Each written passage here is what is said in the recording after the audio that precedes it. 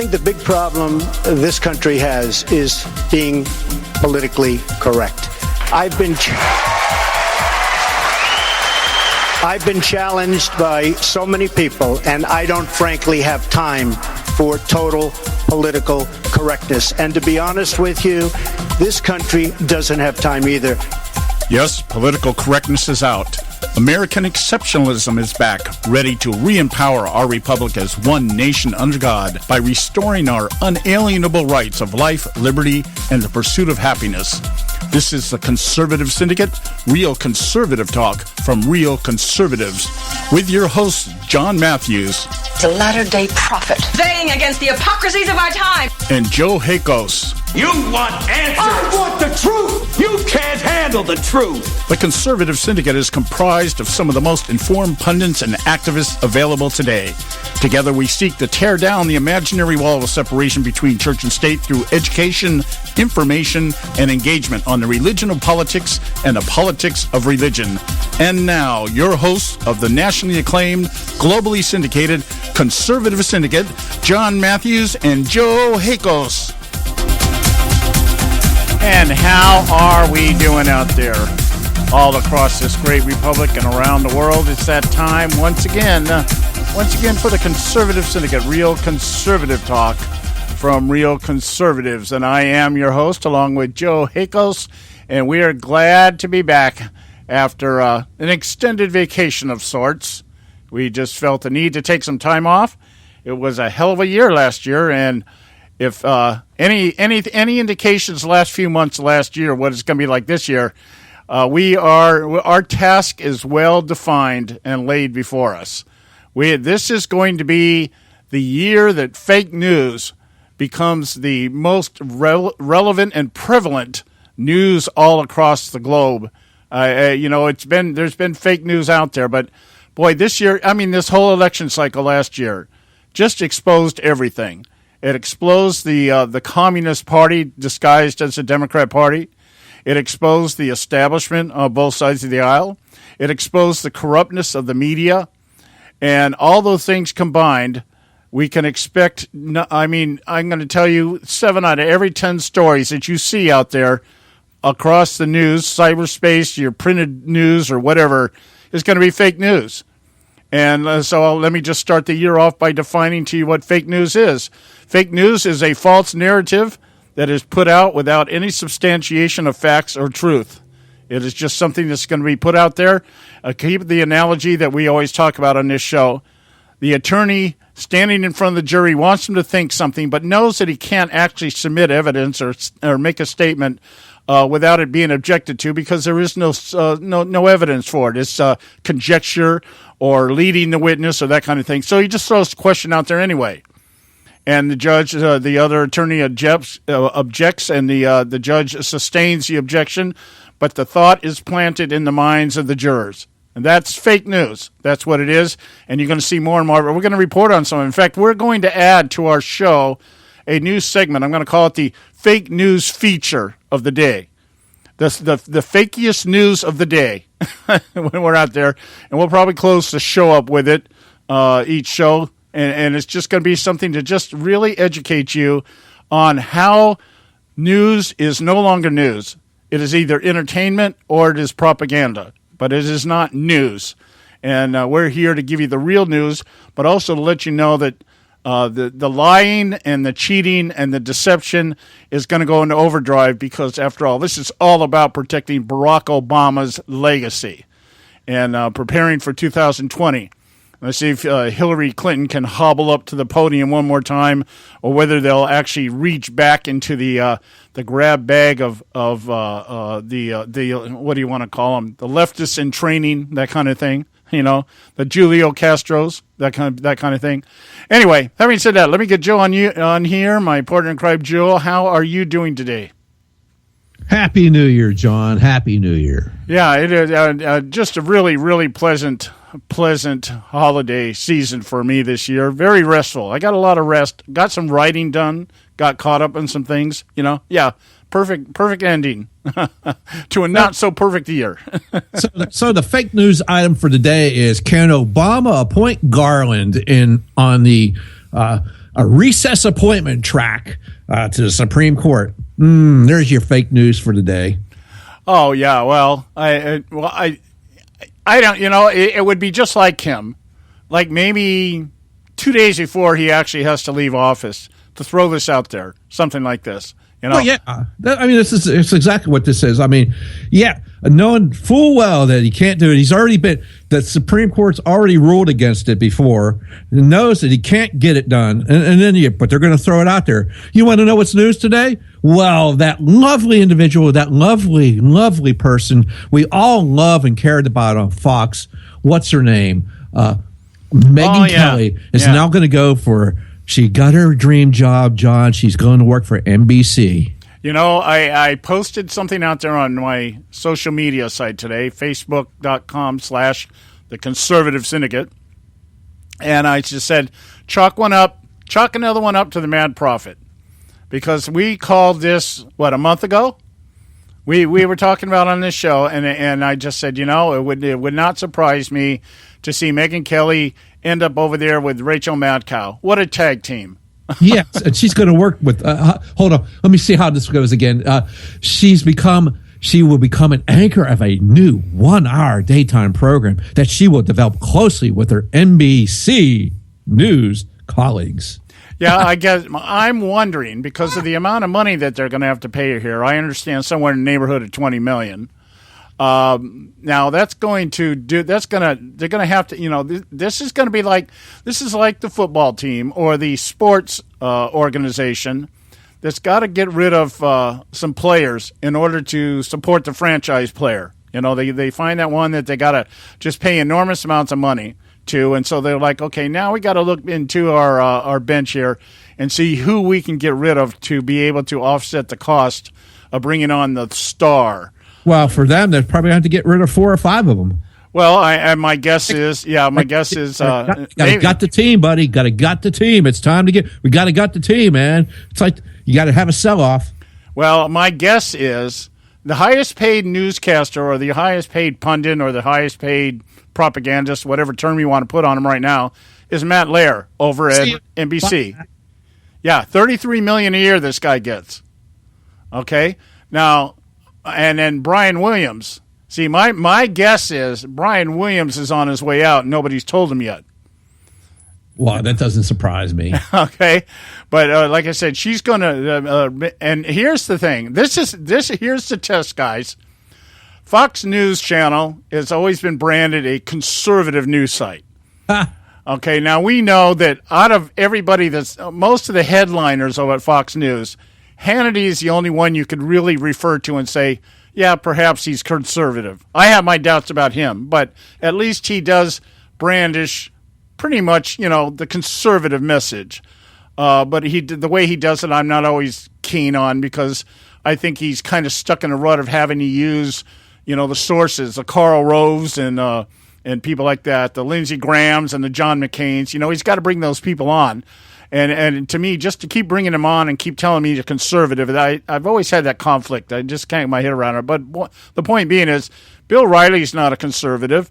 Chris Wallace is not a conservative, and this is by their own admission. This isn't me just saying something.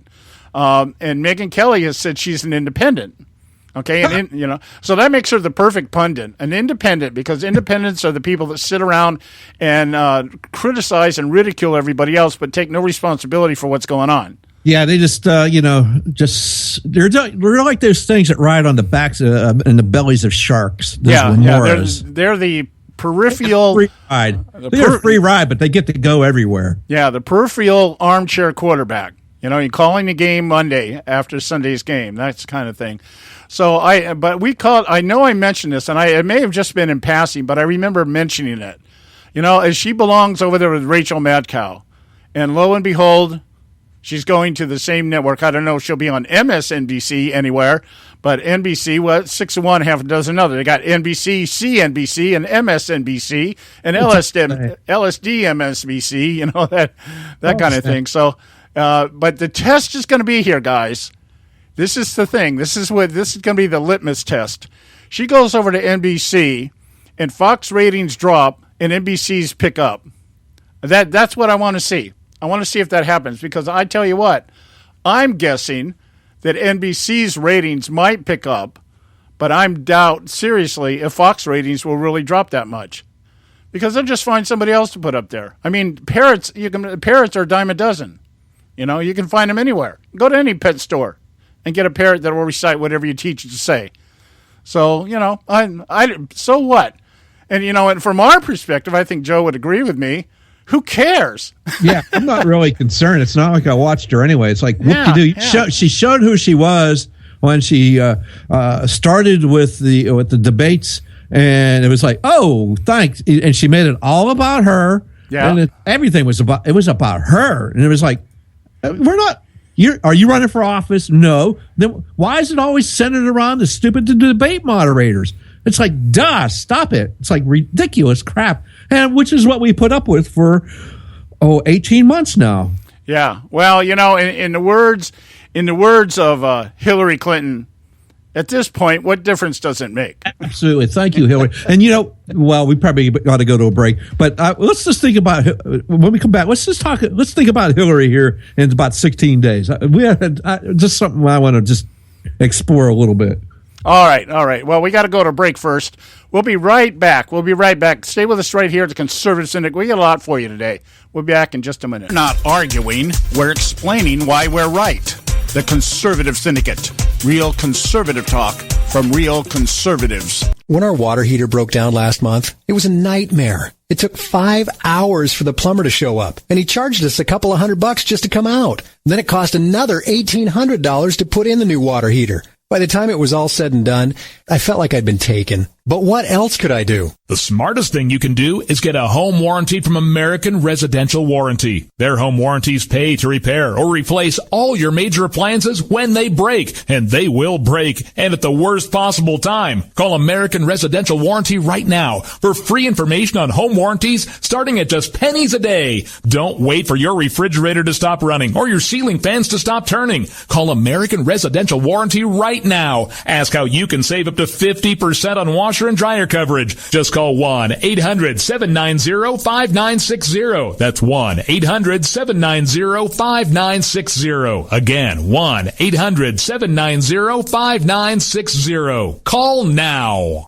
Limited time offer, 24-month commitment and credit qualification require cancellation fee, auto pay, and paperless billing, and other restrictions apply. If you can't see the difference, why pay the difference? Switch to Dish for the best deal in entertainment. Only Dish brings you the best in entertainment for less than $20 a month. Cut the cable and don't get directed. Switch to Dish because at just $19.99, Dish saves you every time you turn on the TV. It's so simple. The same channels cost less with Dish. So since you can't see the difference, don't pay the difference. Switch to Dish for the best deal in entertainment. Get premium movie channels free for 3 months, starting at just $19.99. Dish saves you every time you turn on the TV. Call now to save with Dish. Dial 1-800-600-1645. That's 1-800-600-1645. The same channels for less than $20 a month. Dish. Call 1-800-600-1645 for details.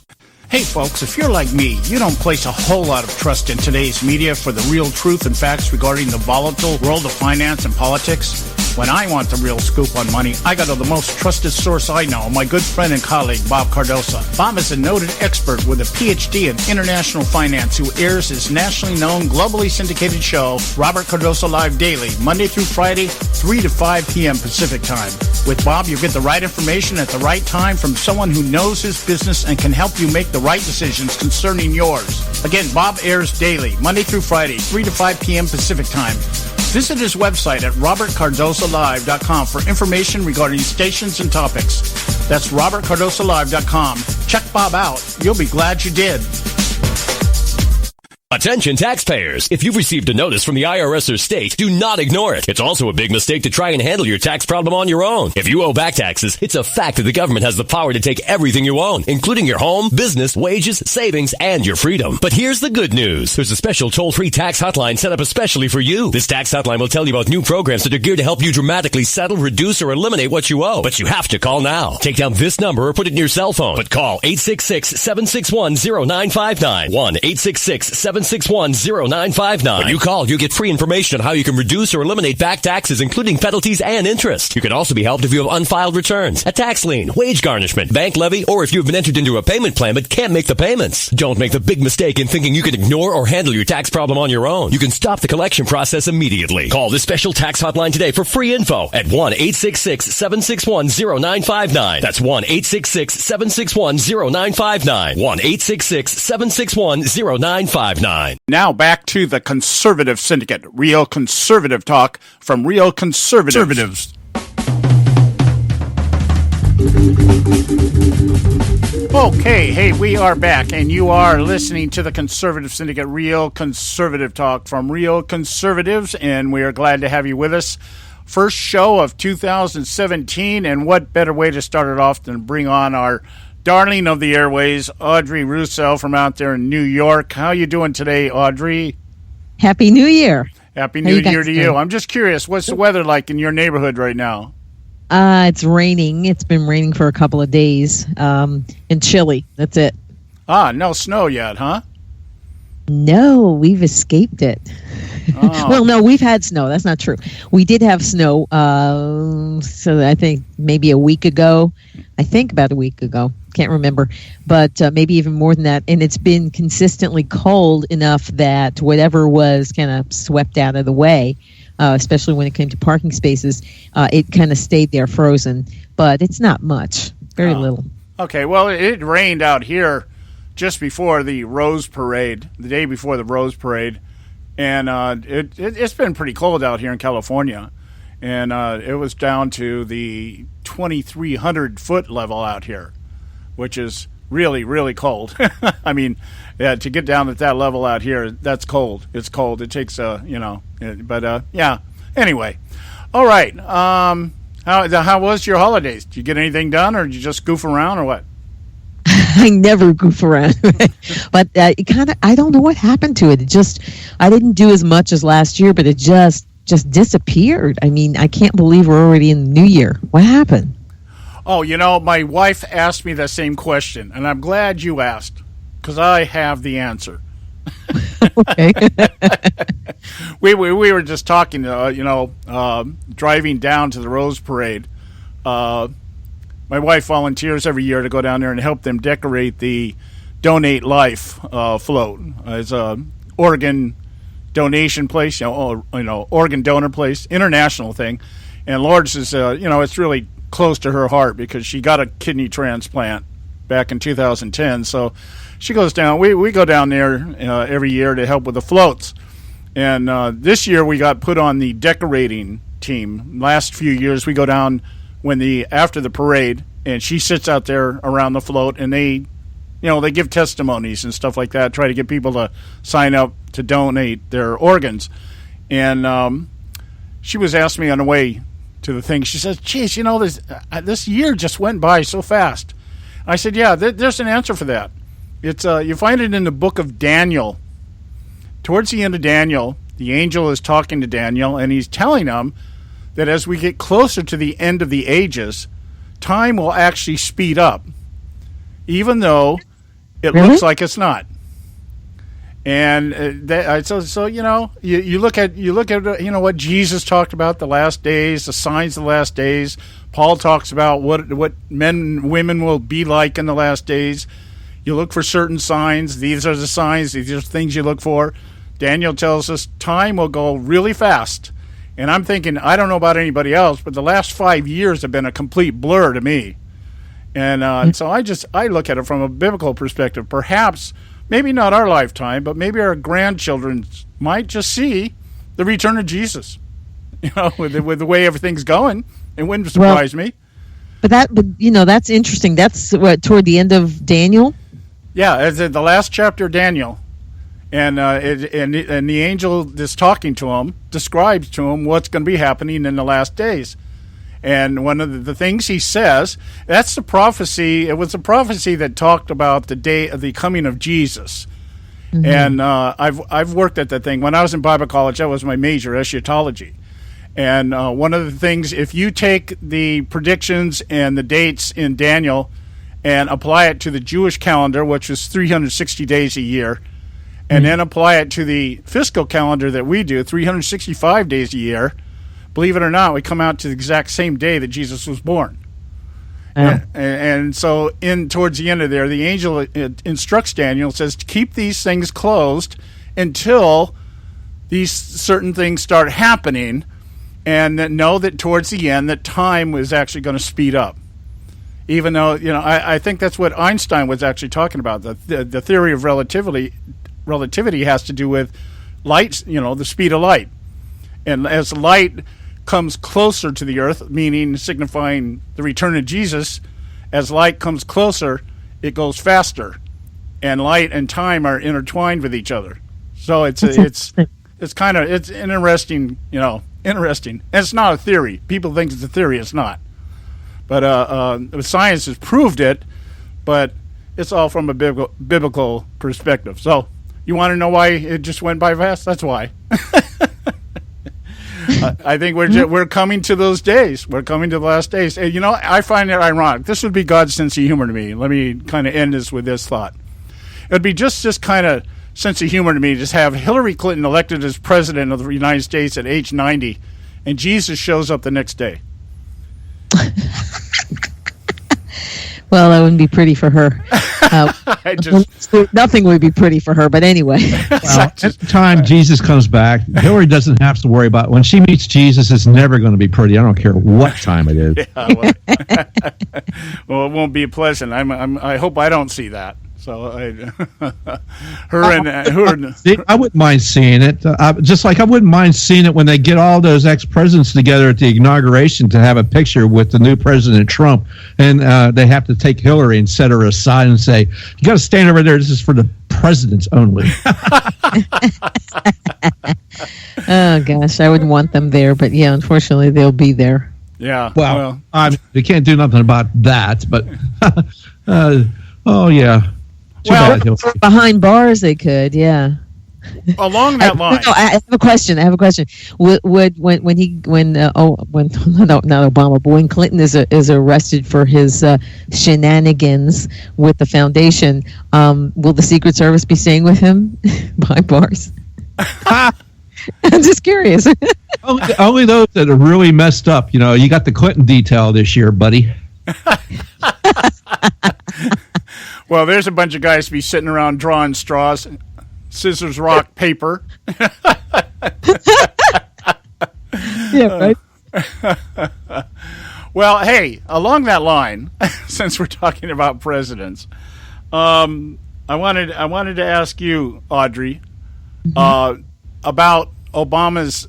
It seems like these last few weeks he has employed or is employing a scorched earth policy, that he's just trying to either burn everything down or throw up minefields all over the place, making it as hard as possible. I remember hearing that when George W. Bush came into office, that the Democrats did all these things to the actual buildings, things like locking the desks and throwing away the keys and stuff like that, just making it really hard, to do anything. And it seems like Obama is employing this strategy of just throwing as much crap against the wall as he can, as he tries to, barricade Trump from getting in there and actually changing and destroying his quote unquote legacy. What do you think about these things? Like this thing with Russia. It's ridiculous. Come on, it's ridiculous. And what they're doing, as you said, and they did it with Bush, and now he's doing it.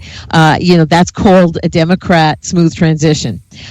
So they're like, think foreclosure. Okay, when someone is foreclosed on, the problem. That's why banks will have as is fixer-uppers. That means, let's translate it, is that those that were foreclosed on trashed the place. You can't take a look at it because you'll never buy it. That's what he's doing. He's doing everything he can to make it difficult for Trump, which it's not going to work, of course. And the only reason that he's going to stay in Washington is because he's trying desperately to try to hang on to any vestige of his so-called legacy. That's why. Yeah. Well, he'd be for the UN. Yeah.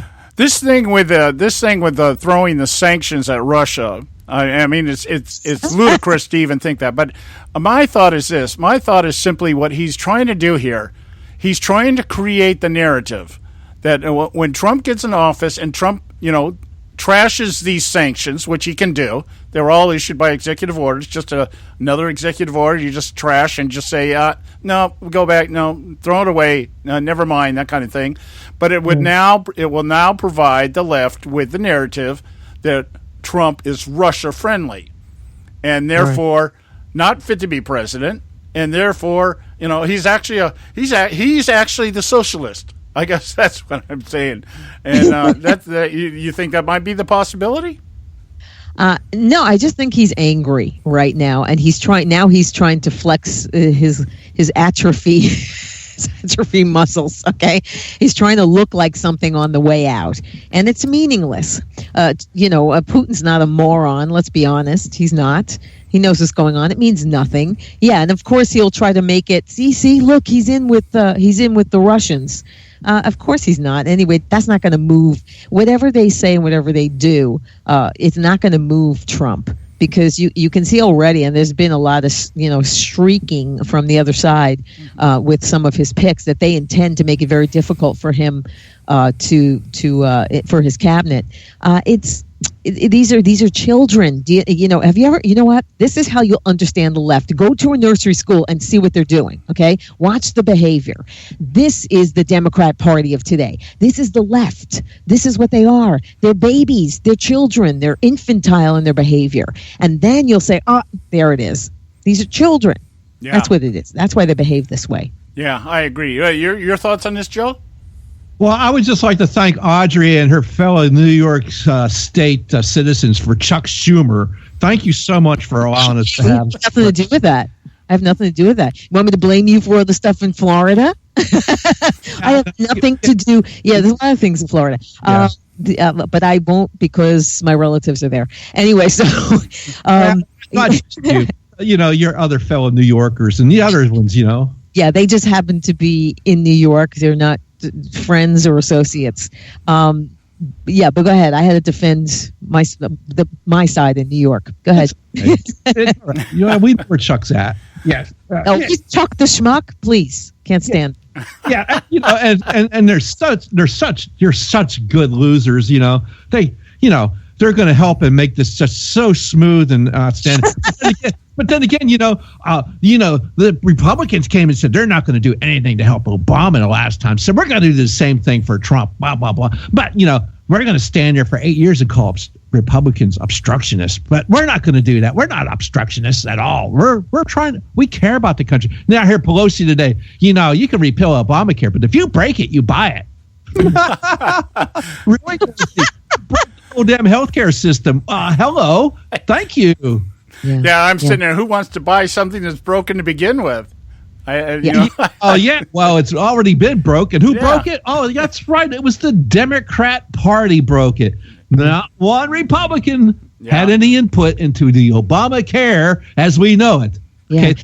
Well, that's why they want to kind of hold on to and say, okay, so fine, you can repeal this, this, and this, but keep this and this. No, repeal all of it, and we'll start over. Thank you. And that's the part that's getting me. I'm hearing it from, quote unquote, the Republicans. It's like, no. You've had 8 years to figure this out. I mean, you don't have a clue as to how do you want to do it? No.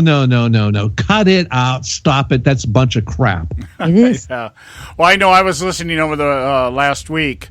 Bud Sexton, I think, was sitting in for Rush Limbaugh, and he was making this comment about how the fact that the GDP in our country, the last quarter, I guess, had like a 3.5 GDP, and now the media is trying to tell us that that's the best GDP that any president's had, since who knows who, and he was laying it out there. He says, the total GDP of Obama's administration is 1.5%. Oh gosh! And he said that's double what Jimmy Carter, or that's half of what Jimmy Carter's was. It's like, yeah, there's some comparison for you. Anyway, guys, we got to go to our break here. We'll be right back. Stay with us. We've got Audrey Russo from Real Talk Radio. Don't go away. We got more for you. Talk Radio, WRS Cleveland. Hey, I'll make you a deal. Give me 60 seconds and I'll give you directions to the Fountain of Youth. Okay, I'm joking. Well, kind of joking. No fountains, but youth, I got Nature's Youth and their premier anti-aging product, Nature's Youth RSF. With your sensible diet and exercise plan, Nature's Youth RSF can help you look and feel better. RSF is an all-natural amino acid supplement that supports your body to naturally increase HGH levels without any synthetic hormones. And elevated HGH levels can contribute to increased energy, improved libido, reduced body fat, and improved exercise capacity. Let's be honest. Who doesn't want to look and feel younger? Visit the newly designed website at naturesyouth.com or call 800-333-6923. That's 800-333-6923 and like them on Facebook and you'll be included in contest and exclusive offers. What a deal. Oh, speaking of deals, my time's about up. 800-333-6923 or naturesyouth.com. Who needs a fountain anyway? Call today. Extend your life with Extendovite. When I had a heart attack at 42, I was not sure what the future held. But a year later, the doctors could find nothing wrong with me and took me off all my medication. What did I do? I took a herbal mixture of garlic, cayenne, and a few other herbs mixed in liquid form. I now call this Extendovite. I would have never believed that a few simple herbs could actually change my life like they did. Now it's your turn to see what the powers of garlic and cayenne can do for you. For only $69.95 plus shipping and handling for a 2-month supply of either capsules or liquid, you too can begin on your path to better health. For more information, call 1-877-928-8822. That's 1-877-928-8822. Or visit our website at heartdrop.com. Extend your life with Extendovite. I've owned my company for 14 years now, and I can tell you that payroll is a 4-letter word. I hate doing it. It eats up hours I don't have, and it costs me money I could be saving. But my accountant's too expensive, and I'm not sure who to call, but I know I need help. We're Paychex, and we take all the hassles out of small business payroll. We save you time and money. It's easy. Call, fax, or give us your payroll information securely online, and we take care of the rest. We calculate the correct taxes, manage payments and direct deposits. We even send out your checks. Payroll doesn't need to be a 4-letter word anymore. We're so sure that we can save you time and money that we'll give you a month's payroll free. Just for calling 877-663-3830. Get 1 month's payroll for free. Call Paychex right now. 877-663-3830. That's 877-663-3830. Hey, I don't back anybody unless I believe in them. And I do believe in the value of investing in gold and silver. And the company I trust to buy my gold and silver from is Swiss America. I've been working with them for nearly a decade. I trust them, and you can too. Swiss America will help you sort through and find the best options available when you're considering investing in gold and silver coins. Listen, for over 30 years, Swiss America has been offering Americans what they want in their investments: safety, liquidity, quality, reliability, and a potential profit. Gold and silver have a place in every investor's portfolio. So, why not let Swiss America help you diversify your investment portfolio now? Call now for free information.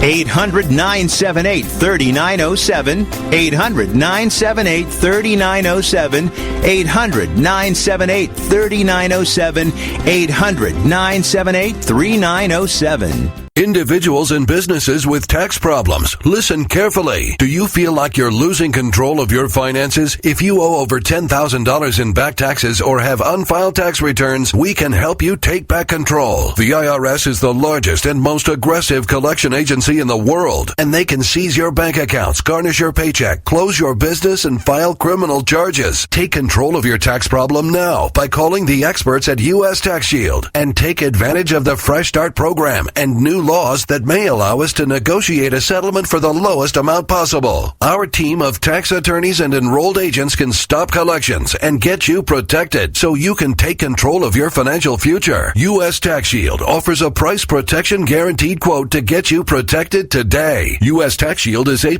rated with the Better Business Bureau, so call now. 800-380-2906. That's 800-380-2906. U.S. Tax Shield. 800-380-2906.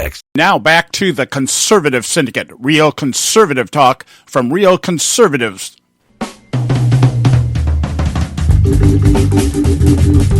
All right, hey, we are back, and you are listening to the Conservative Syndicate, Real Conservative Talk from Real Conservatives. I'm your host, John Matthews, along with Joe Hakos, and we've got Audrey Russo helping us kick off our first show of the year 2017. And I want to make a quick comment here. I want to get you guys' take on this, and then we'll move on here. I want to talk about Josh Earnest's one of his last, I think it's probably his last press conference, or coming up on the end of his tenure here.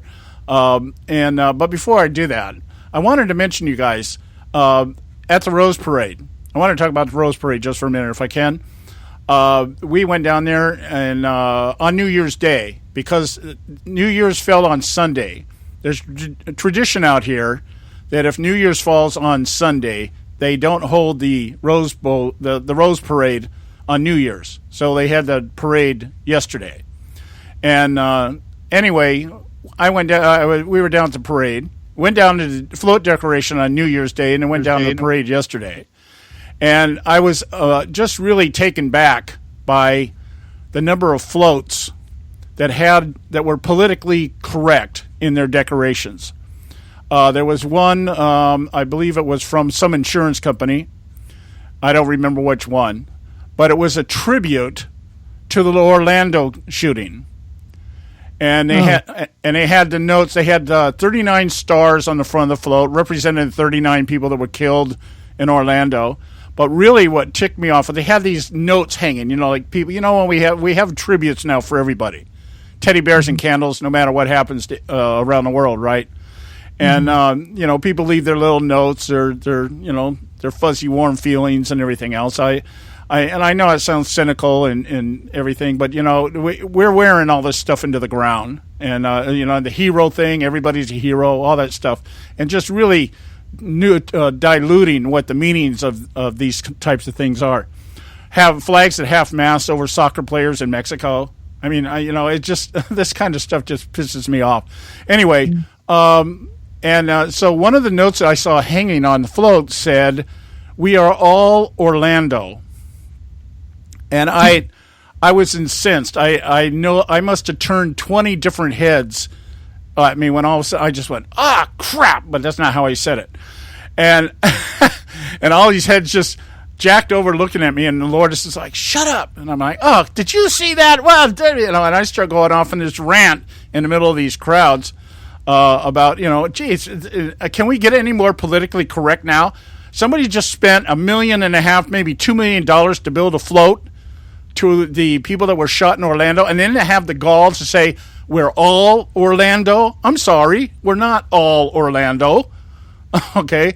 The other one was the AIDS Foundation, and that was rainbows all over the place on their float, complete with the homosexual couples, waving their arm to everybody, that kind of stuff. There was one other one that just, one of the bands actually dressed in rainbow colors. And I'm like, my God. And I'm trying to think of the other one. There was one other one that just really piqued me, just piqued my anger. And I'm sitting there thinking, I've lived out here in California most of my life. And I've seen just about most of the Rose Parades, except for the ones in the very beginning, okay? The one for the last 50, 60 years, I've seen almost every Rose Parade. And I'm thinking, when are we just going to name this thing the Imagine Parade? And let's just have John Lennon as our honorary Grand Marshal, that kind of stuff. And I was just so incensed that we're getting to this place with a political correctness and the need to glorify things that are just really, really immoral. I mean, there's no other way of saying it.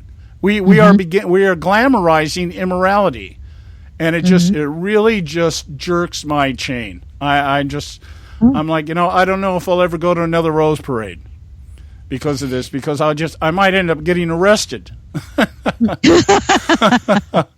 I did have my moment though. LA Times had a booth there selling subscriptions to their newspaper. Oh, gosh. And they were giving away umbrellas if you got a subscription. And the umbrella Were they rainbow umbrellas? No, the umbrellas was all the umbrella had on it was LA Times written on the edges of the umbrella, but then the rest of the umbrella was the comic pages, the funny papers, right? So I went up to the guy and I said, "Yeah, this is perfect. This is perfect. This really exemplifies the LA Times. You guys really picked a good theme here. The LA Times, the home of the funny papers. That's great."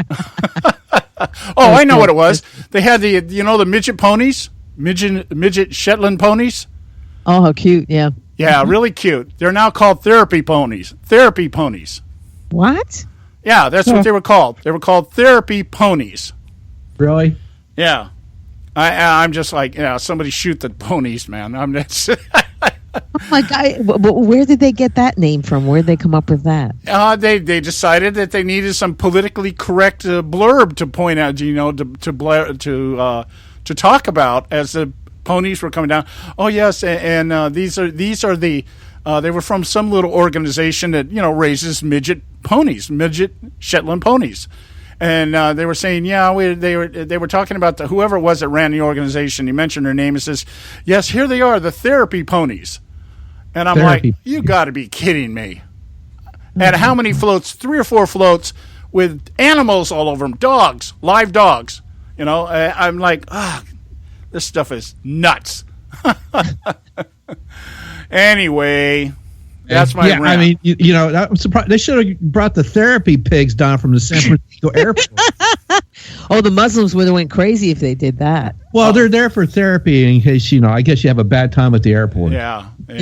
So anyway, all right. I didn't mean to really take up that much time on that, but my pet peeve. They've turned the Rose Parade into some politically correct advertising agency kind of thing. Just really. And if you oppose it, then you're a hate monger. You're this, you're that. Yeah, of course you're a racist. You're homophobe. That's what they're going to say because that's how they set things up. But all of that came down from the leadership in the country because he was the one that was supporting all this, and because if you say anything about it, if he said something, you were a racist, and of course you were everything else that was derogatory.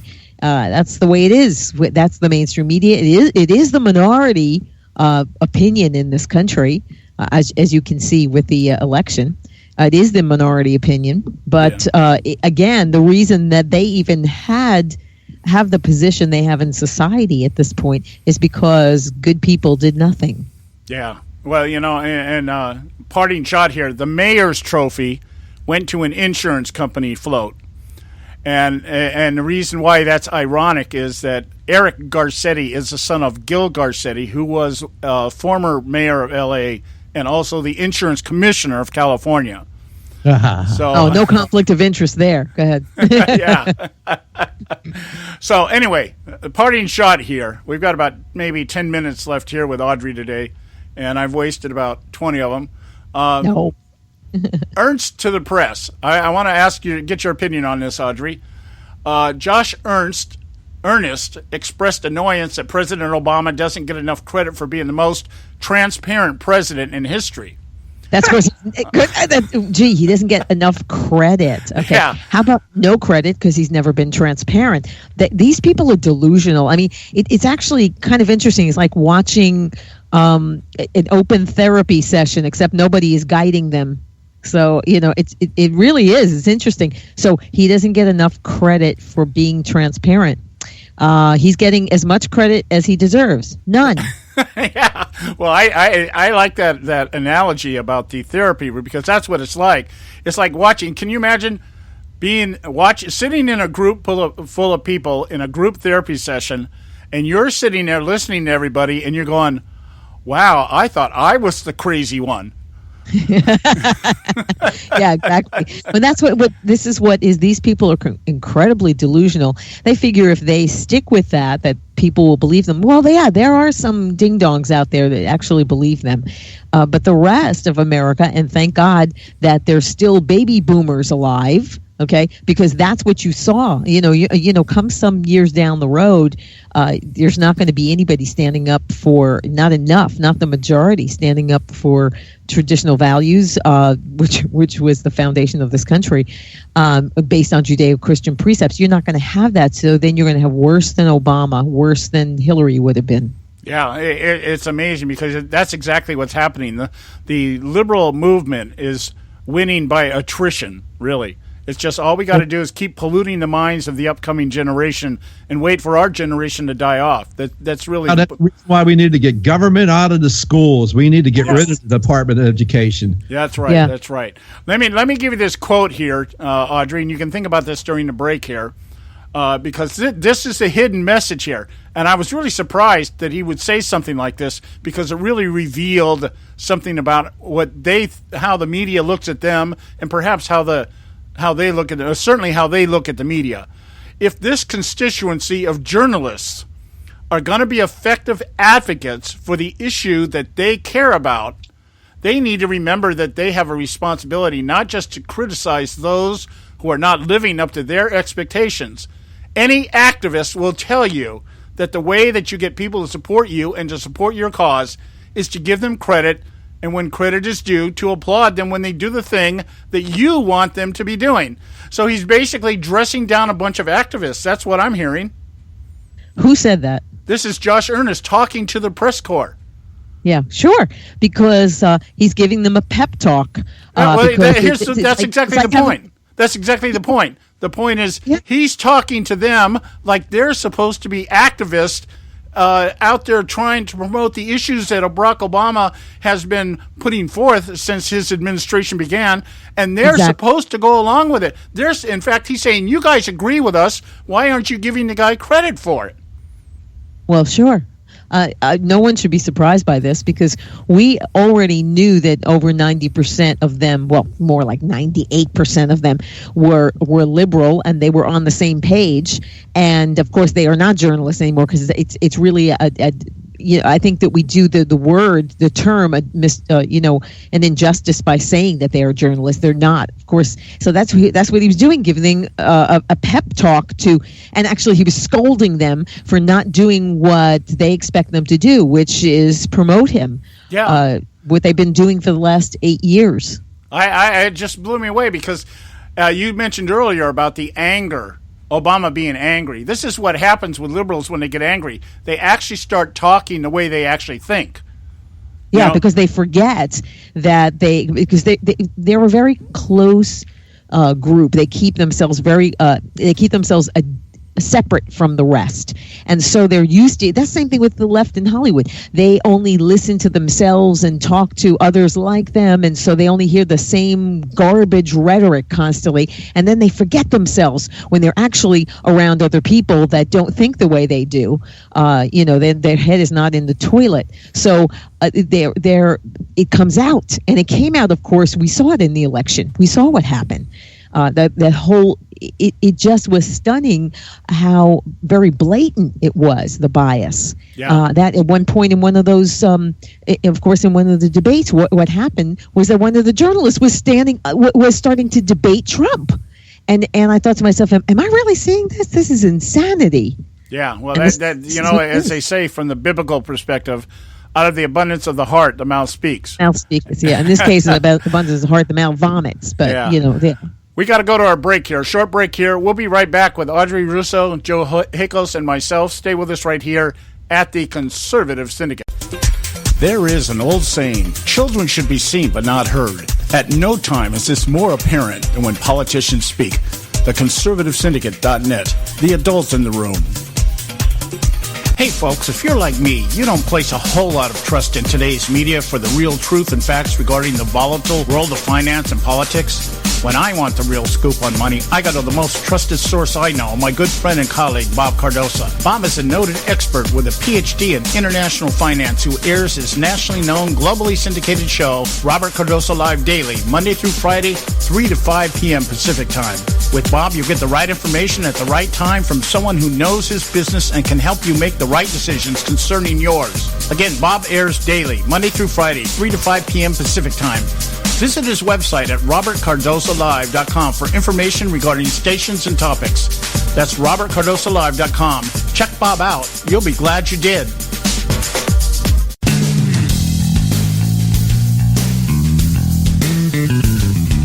History affirms a vibrant civil society thrives on freedom of conscience, religion, and choice. Any society absent these qualities stifles individual responsibility and accountability, thus enslaving its people by denying them their potential for goodness, creativity, and altruism. To that extent, oppression, coercion, and totalitarianism are multiplied exponentially. To counter such outcomes, the American Freedom Alliance was formed. The AFA is a nonpartisan, non-aligned movement which promotes, defends, and upholds Western values and ideals. The Alliance strives to build an international coalition of citizens of the West who together promote and protect moral values, democracy, and freedom. To find out more and become part of this valuable asset in the preservation of freedom and all its rewards, contact us at AmericanFreedomAlliance.org. That's AmericanFreedomAlliance.org. Let freedom ring. Now back to the Conservative Syndicate, real conservative talk from real conservatives. Okay, hey, we're back. The Conservative Syndicate, real conservative talk from real conservatives. I'm your host, John Matthews, along with Joe Hakos. We've got Audrey Russo doing her weekly segment with us. Parting shot here, last little bit we can do with Audrey here today. And I mentioned it earlier. In our time when we first started out here. Obama is the closing stretch. I'm looking at an article here from Associated Press, Josh Lederman. Under 3 weeks left, Obama in closing stretch of presidency. And it kind of highlights or outlines what the media has either been told or perhaps somebody even actually imagined on their own, what Obama will be doing these last few weeks that he's in office. Now, we know that one of the things he's going to be doing is he's going to be able to give his last grand speech on January 10th, I believe, to Congress. I don't know if it's not going to be a State of the Union message. It's going to be, I'm great, and I'm great message, okay? I'm sure it's going to be like most of his other speeches. He's going to outline all the great things that he's done since he's been president. He'll probably scold some people about the idea of wanting to repeal Obamacare, and the travesty that would be and everything else. But what caught my eye in this article is that there's two things here that it looks like he's really focusing on. One is granting pardons to drug offenders and doing what he can to finish up regulations in the pipeline, meaning stopping any chance of expansion of drilling, maybe the Keystone Pipeline or whatever, like he banned drilling in the Arctic and out in the Atlantic Ocean and stuff like that. And I'm just, what do you think? I mean, the guy's obviously doing a scorched earth thing. What do you think we're going to see out of this guy in the last 20 days that he's in? I don't know. It's been pretty bad. The pardons too. There's more pardons to come. I think that because Hillary lost, and of course he lent his glory to her, so he's surprised that she didn't win, and because she didn't win, he might stick it to her by not pardoning her. And I would really chuckle at that because she's still going to get what she deserves. Yeah. But it's going to be interesting to see what he does. There are many things that will be overturned immediately, no doubt. But he's showing how very petty he is. Yeah. Joe mentioned earlier in the show this Hail Mary that everybody's talking about. That he might try to appoint Merrick Garland to Supreme Court bench. Yeah, it still has to be approved, so it means nothing. It would just show him to be a baby, it's extremely childish. He knows he's not going to be, that's not going to stick. So it's stupid, it's foolish. Nothing's going to happen. Yeah. I don't doubt he would do something like that, but it doesn't mean anything. So the person's not going to stay there. It still has to be approved, and is not going to be because he's not going to be the president. And then the absurd statement that if he would have won third term, he would have beat Trump. Yeah. I couldn't believe, and I thought to myself, nah, grow up. Well, it was kind of a slam at both sides. One, he still thinks that he's got the message, regardless of the fact that 1,042 Democratic seats all across the country were lost under his administration, but he could still articulate the message. That was a slam against the Democrats more than it was anything about Trump. It was like, I could have done it if you guys had gotten rid of that pesky Constitution where I could, you could just immaculate me as king, and we wouldn't be going through all this right now, that kind of stuff. So he's a child. He's infantile in his. I'd say emotionally he is. He's a child. He can't and he's a narcissist. He can't handle anything negative against him. So this is what you're seeing, and this is what you're seeing toward the end. He, of course, I think probably the greatest insult to him as a person is the fact that he doesn't realize that the only reason that he was elected president is because of his skin hue, not because he is true 100% black. He's half white. But because he appears to be black, that's why he was made president, which is really an insult to anyone, but he wouldn't get that. Well, I think he was elected president that had a lot to do with it. But I think of course it did. White guilt had a lot to do. Remember, white people put him in there. Well, my thought is this. This is what I'm saying. Because they said, we'll put him in there. We'll put him in for 2 terms. We'll hold our nose, of course, as he's destroying our country. But we'll do that because, after all, they won't call us racist anymore. So what happened? That plan didn't work, did it? Yeah. But I think one of the things I think happened, I think why a lot of white America voted for him was because of the fact that for the same reason they voted for Trump. They thought the guy was an outsider. They thought he was going to fix things. And I'm beginning to draw some real parallels between how they campaigned. How they campaigned. No, they didn't think of him as an outsider. He wasn't an outsider. He was not an outsider. They only chose him because of his skin hue. That's it. And they said, we'll pick, let's choose him because he's the only one. He's the one that's black that's running. They're pushing him forward. And they won't call us racist anymore. That's the only word that rolled off the tongue of the Democrats. Was racist. And you disagree with him, you're racist. All right. I'll give you that point. We're out of time, Audrey. I wanted to give you time to tell everybody what's going on with your show this week. Oh, great. We got 3 great guests. As always, we have Judge Hal Morose will be back with us. And from Paris, direct from Paris, Philippe Carsanti will be here. And Jerome Corsi will be back with us. All right. And you guys can catch Audrey 6 p.m. out there on the East Coast. And 8 p.m. 8 p.m. I'm sorry. I keep locking up I never do get the time zones right. 8 p.m. out there, East Coast. AudreyRusso.com. AudreyRusso.com. We thank you so much, my sweet, for being on with us today. We look forward to talking to you next week. Thanks so much, guys. God bless you. Always great to be with you. All right. Same here. All right. Goodbye. All right. We got to pay some bills here. We're coming up at the top of the hour here. Pay some bills. And then we'll get back. We've got a couple of serious topics here that I want to talk about. I want to talk about the Russian hacking thing. Not because there's any truth to any of it, and that's what I want to talk about. I want to talk about what this is. This is a strategy. This is a strategy as sure as anything else, and it doesn't have anything to do with whether Russia influenced the elections or not. And then I want to talk about the situation with Israel. Very major thing here. So we're going to talk about it when we get back. We'll be right back. Stay with us right here at the Conservative Syndicate. Don't go away. America being plagued by slobs or liars.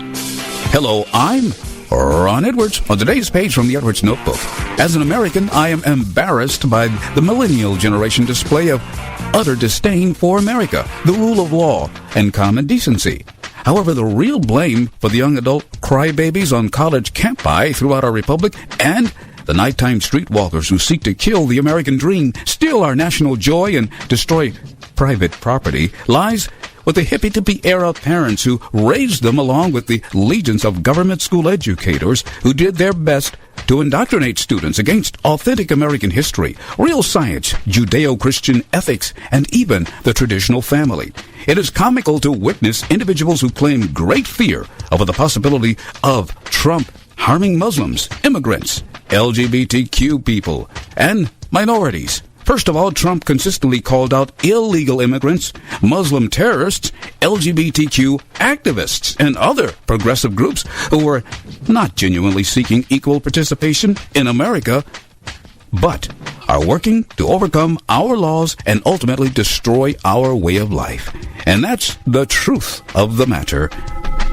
I'm Ron Edwards. Blowing away the myths and revealing the truth. You can continue to blow away the myths with Ron Edwards on Facebook, Twitter, and theronedwards.com.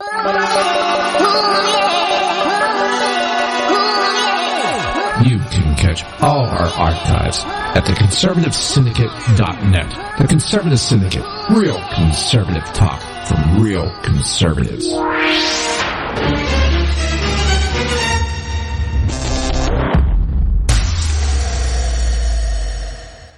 Prices are for base buildings only. May not be available in some areas. Attention business owners, do you want a stimulus package that really works? Before you spend thousands of dollars more than you should on your next building project, listen to this. General Steel has a stimulus package designed to help you save as much as half the cost of conventional construction on your next building. As much as half. That's right. General Steel can save you thousands of dollars with a pre-engineered steel building designed for your business or church. How about a 50 by 100 foot building for under $30,000? So don't pay thousands more than you should without calling General Steel first and save as much as half the cost and time of conventional construction. With the projected demand for steel in Japan and China, prices may be skyrocketing. 877-927-3360. 877-927-3360. 877-927-3360. Term life insurance. It can be a powerful way to protect your assets and your family. You work hard to earn and save your money to build a nest egg for the future. Don't let it get wiped out because you didn't plan ahead. Take the time now and make a small investment in $500,000 or more in quality term life insurance. Call the Term Lifeline and let us shop the best companies to give you the lowest rates. We specialize in policies of $500,000 and above. Ask about some of our 10 and 20-year fixed rate plans with guaranteed rates. Call the Term Lifeline right now for your free insurance quote. 800-870-3609. 800-870-3609. You owe it to yourself to protect your family and your assets. Make term life insurance part of that plan. Call the Term Lifeline right now. 800-870-3609. 800-870-3609. Hey folks, if you're like me, you don't place a whole lot of trust in today's media for the real truth and facts regarding the volatile world of finance and politics. When I want the real scoop on money, I go to the most trusted source I know, my good friend and colleague, Bob Cardoso. Bob is a noted expert with a PhD in international finance who airs his nationally known, globally syndicated show, Robert Cardoso Live Daily, Monday through Friday, 3 to 5 p.m. Pacific Time. With Bob, you get the right information at the right time from someone who knows his business and can help you make the right decisions concerning yours. Again, Bob airs daily, Monday through Friday, 3 to 5 p.m. Pacific Time. Visit his website at robertcardosolive.com for information regarding stations and topics. That's robertcardosolive.com. Check Bob out. You'll be glad you did.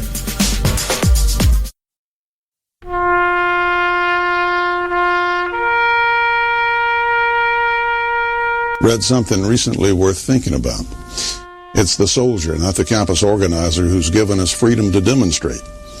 It's the soldier, not the reporter, who's given us freedom of the press. It's the soldier, not the poet, who's given us freedom of speech. It's the soldier who serves under the flag, who defends the protesters' right to burn the flag.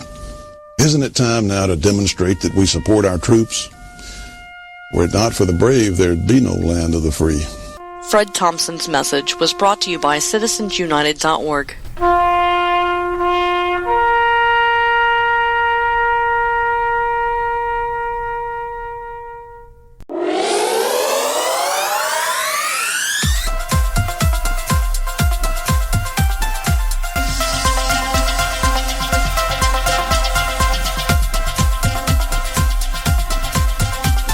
I think the big problem this country has is being politically correct. I've been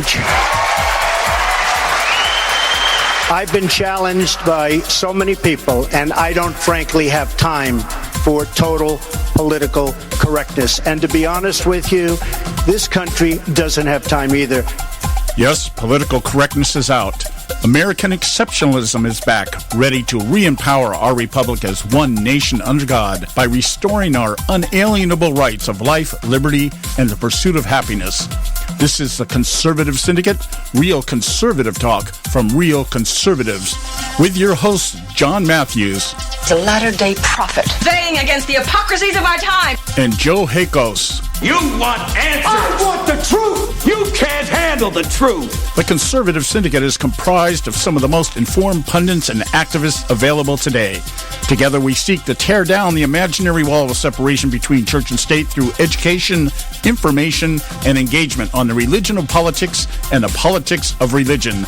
And now, your hosts of the nationally acclaimed, globally syndicated Conservative Syndicate, John Matthews and Joe Hakos. And we're back, hour 2, right here at the Conservative Syndicate, real conservative talk from real conservatives. I'm your host, John Matthews, along with Joe Hakos. And our first show of 2017, just had Audrey Russo from Real Talk Radio out here. You know, during the break here, I was just scanning over my Facebook social media site here, and a lot of what do I want to say? A lot of what's the word I'm thinking of? Geez, I can't think straight. Clatter. A lot of noise out there about Megyn Kelly. Joe brought it up at the beginning of the show, and for the most part, I'm hearing not so good, some good things about this woman. Most of the people are like, glad to see her go, good riddance, you know. Of course, some of the other ones I think are a little bit more practical. Yeah, she's laughing all the way to the bank, you know. And yeah, okay, give her that. The woman scored big time, and you know. So anyway, but I'm hearing things like she's a hot mess, can't stand her face anymore. You know, that kind of stuff. So anyway, we'll have to see how that plays out. You know, it'll be about a 30-second news clip on this show. I think we've covered it enough. Yeah, well, you know, I'm glad to see her go myself. You know, maybe Fox News can get back some of its respectability. You know, and now if they just do something about Bill Riley, you know. Well, let's be serious. If Fox is really serious about being whatever, they'd get rid of Juan Williams. They'd get rid of Geraldo Rivera. They'd get rid of those idiots like that. Oh, I know. Who wants to see these ass munches get paid six figures for being the dumbest things on the face of the planet because of the things they support and ceaselessly they'll support it no matter what. Oh, I believe we should be able to eat the brains out of live human babies because our side says it's okay. Oh, really? And they'll defend it. I mean, it's just like it's just madness to me, and it's just like, you know, I get tired of it, and so I don't participate anymore. I don't have to watch it. I get this thing called a dial and or a channel selector or whatever you want to call it, remote control, and I go somewhere else. Yeah, I agree. You know, you would think there are some liberal pundits out there. There are not many of them, but there are some out there that can intelligently articulate the ideology behind liberalism. You know, not that they're great and not that they're right, it's that they can articulate. And they can deal with criticism, and they can take it in stride.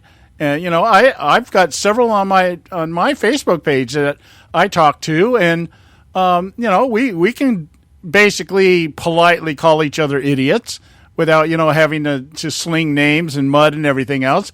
But it's more like, this is what I think, and this is what I think, and this is why, and well, this is what I think, and this is why.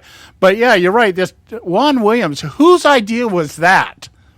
I mean, you know, you might as well have just pulled Lawrence O'Donnell or Ed Schultz on there, for crying out loud, with all the intelligence this guy has. Oh, he fills up a couple of squares there, John. Let's be honest with it. Again, as Audrey said in the last segment of our first hour, it's a skin hue thing. Oh, they could have him be a dummy, and he fills another block. Yeah, well, that's true. That's true. I guess. You know, I don't know if the strategy was to put the class clowns on there to just show how ridiculous things are. I don't know. You know, Geraldo Rivera. I'd rather have Jerry Springer on there. You know, it is amazing. Yeah, let's find the Capone treasurer there, Geraldo. Yeah. Well, in fact, I watched a documentary over the weekend on Jerry Springer. And this guy, I tell you what, he is a liberal's wet dream in terms of an ability to read an audience or read a movement the way the country was going when he created the Jerry Springer show. This guy started out as a legitimate newscaster. Well, he was a former mayor of Cincinnati. Yeah, but anyway, what I'm getting at is that he went from somebody that was somewhat respectable to a clown. And you know what? He knew it. He knew what he was doing. He's like, yeah, this is what we did. We decided we were going to go this way. And everybody loves it. I don't know why everybody loves it, but they do, and so we went that way. And it's basically, yeah, I know people think I'm an idiot. Yeah, I left all the way to the bank. So, yeah, anyway, there it is. Well, we got to go to a quick break here. In fact, I've got a new Moments of Madness for you. I actually, like I said, I did some writing over the week that we were off, and I actually got one together here. So this is Moments of Madness. We'll be back. Stay with us right here at the Conservative Syndicate. Today on Moments of Madness.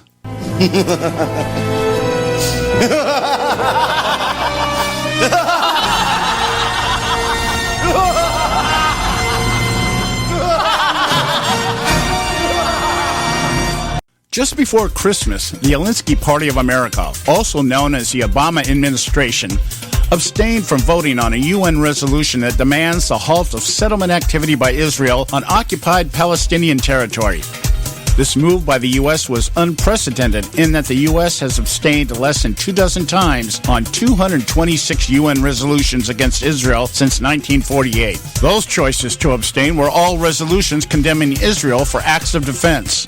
This resolution was put forward at the 15-member council by New Zealand, Malaysia, Venezuela, and Senegal, a day after Egypt withdrew their support under pressure from Israel and U.S. President-elect Donald Trump. Israel and Trump had called on the U.S. to veto the measure. The resolution was adopted with 14 votes in favor to a resounding round of applause. It is the first resolution the Security Council has adopted on Israel and the Palestinians in nearly 8 years. The international community has told the people of Israel that the way to security and peace is not going to be done through occupation, but rather through peace, ending the occupation, and establishing a Palestinian state to live side by side with the State of Israel on the 1967 line, Palestinian negotiator Saeb Erekat told Reuters news agency. Outraged by conservatives as well as GOP neocons like John McCain and Lindsey Graham were incessantly predictable. The question now being asked, if only rhetorically by the media, is why would Obama do this? And why would he do this now, given his lame duck status amid an incoming Trump administration that will surely undo this as quickly as it was passed? The answer to this and other questions regarding Obama's scorched earth maneuvers in his last days is actually found among another brewing controversy, this one involving Russia. Here's the madness. In June 2016, Nancy Pelosi trots out the Russian hacking theory now being reported as fact after the DNC is hacked along with the State Department. The DNC emails are leaked and show a conspiracy to make sure Hillary wins the nomination. At that time, everyone claims no one knows for sure, but they think it might be Russia, hence Pelosi's preliminary damage control effort. Little attention is paid to the content of the emails, but rather the alleged source. Then a month before the election, WikiLeaks trots out John Podesta's emails, showing within the Clinton campaign not only conspiracy to make sure Hillary wins, but collusion with the media, including how to manipulate polls, corruption with donors, and even racism, needy Latinos, and a Catholic church spring to change church doctrine. Again, no one has evidence Russia is behind this, only speculation. And again, the content of the leaked emails are secondary to the narrative being advanced Russia is up to no good, and now Trump may be part of it. Then the election comes. Hillary loses.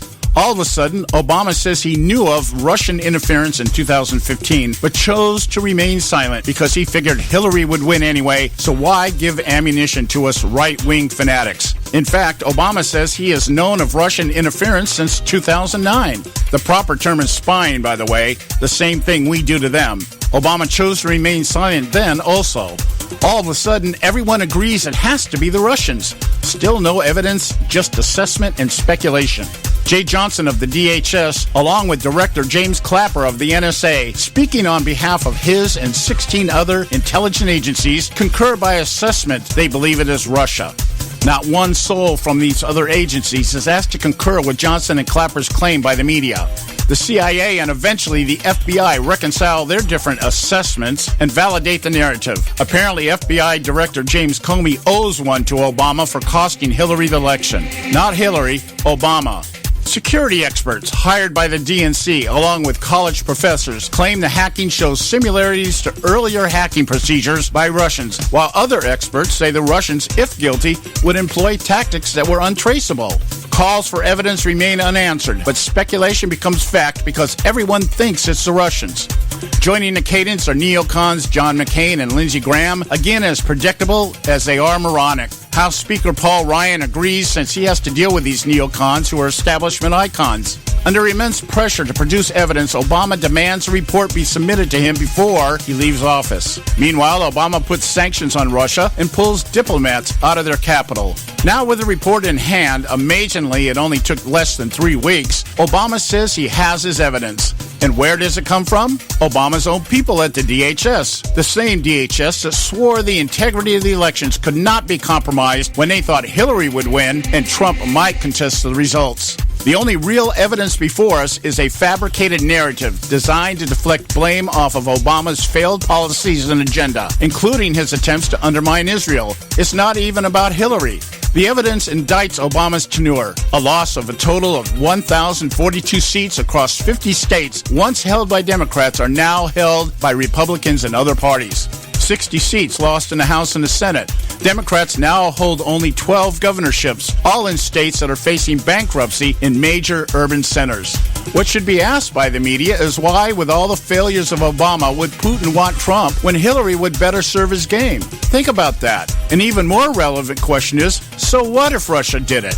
What does Russia have to do with the UN resolution against Israel? Well, we could ask the question, where is the outrage regarding Obama interfering in the election process in Israel? Something that has been documented. Obama injected $350,000 in cash and dispatched his former campaign chair, Jim Messina, to work to displace Netanyahu. If we want to know the answer to both the reasoning behind the UN resolution and why the hacking issue is of such importance, we need to lay both these issues side by side. Obama never does anything for one simple reason. It is always about his agenda, his image, and his plan to fundamentally transform the United States of America. But my guess, the media will never expose Obama before the return of Jesus or the producing of evidence that supports his claim Vladimir Putin elected Donald Trump, not his failed efforts as America's most famous community organizer. This is John Matthews for Moments of Madness.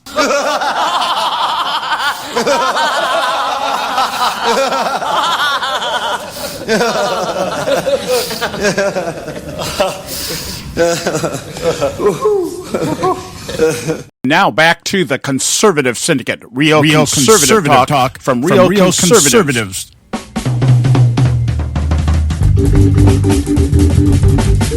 All right, hey, we're back. The Conservative Syndicate, real conservative talk from real conservatives, and that was Moments of Madness.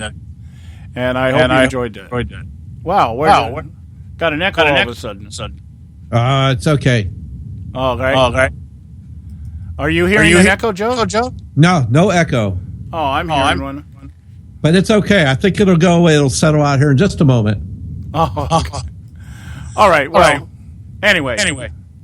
Let's move on. The Moments of Madness here. I tried to tie the issues between Russia and Israel together because they both have one common denominator.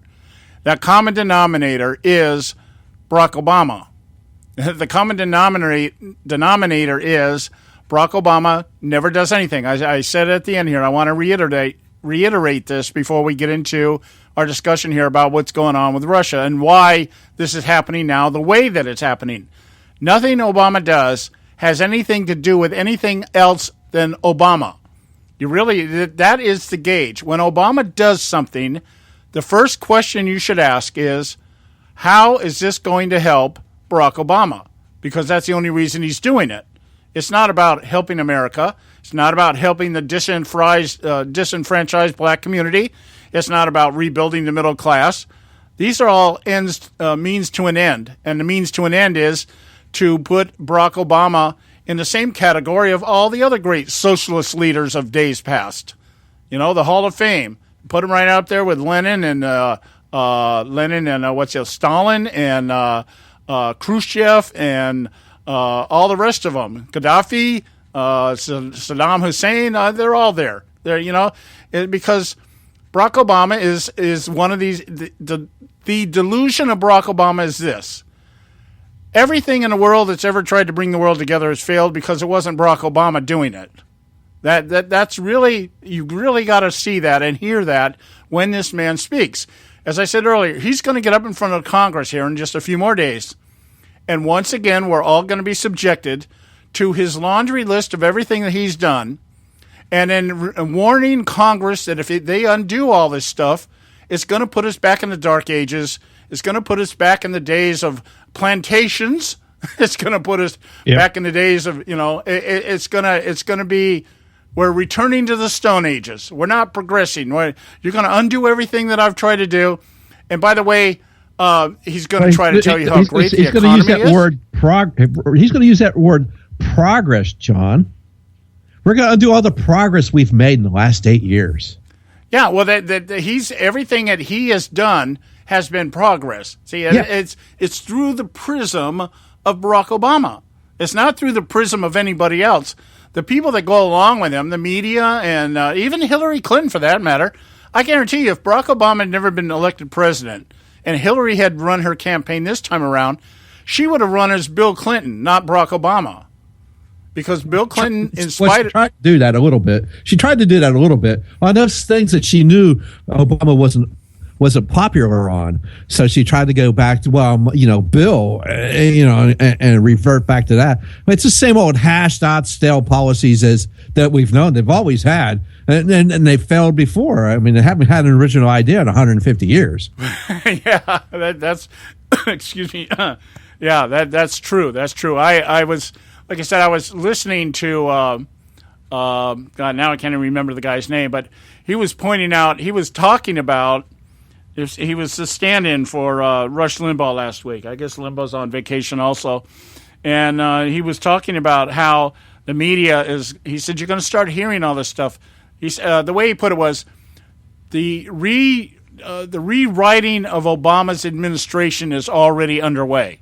Mm-hmm. Okay, and he was talking about, they're out there floating the great unemployment numbers and the way the GDP is going and the economy is recovering and all this stuff. And he said, I'm going to start putting some of the stuff in context for you. And one of the things that had just been trotted out was the GDP in the country in the last quarter of last year, the GDP rose to 3.5%. He said, okay, what about the previous 7 years and 3 quarters? Yeah, thank you. And so he started pulling numbers out. And he said, he goes, I'm going to go with Jimmy Carter first, because Jimmy Carter is the one that everybody thinks is was a horrible president before Barack Obama came along. And he said, under Jimmy Carter, now let's remember, Jimmy Carter had a recession much worse. Jimmy Carter brought a recession to this country much worse than what Obama had when he took office. I remember loans. You got a house loan in those days, 20% interest, easy, on a home mortgage. Remember gas rationing, Joe? Yes, I do remember gas rationing, and depending on the last number of your license plate, what day you could go get gas. Yeah. Well, I happen to be I managed a gas station during the gas crisis. I just come out of the Navy. And I had to do something. I was going to college. I needed a job, and so I took a job as pumping gas, and turned out to be the manager. And I think I've relayed this story here. I had guns pulled on me 3 times while I was doing that. I had to go. I was the one that was because since I was the manager, I was the one that had to go put the sign out saying no more gas after this car. Yeah. Okay, and it was a scary thing. But we had the interest loans were double-digit interest rates. Like I said, some of the low-end housing market, low-end mortgage loans, 20%. I remember all that stuff vividly. And Carter with his doom and gloom mentality and the way he talked to the country. Malaise has fallen over the country. Yeah, and so Carter, even during Carter's years, though, the point being, 3.5 GDP his entire administration. That was with a recession much worse than the one with Barack Obama and lasted much longer until Reagan came into office and turned it around. The average GDP under the Reagan administration was about the same, about 4. Clinton, same, little over 3.5. George Bush, about the same. The GDP in the country over the last 5 or 6 presidents has been around 3.5%, 4%. Okay? Barack Obama, over 8 years, 1.5% GDP. Yay! Okay, and now this guy's going to come out and trot out on January 10th and try to tell us that he has done so much for the economy.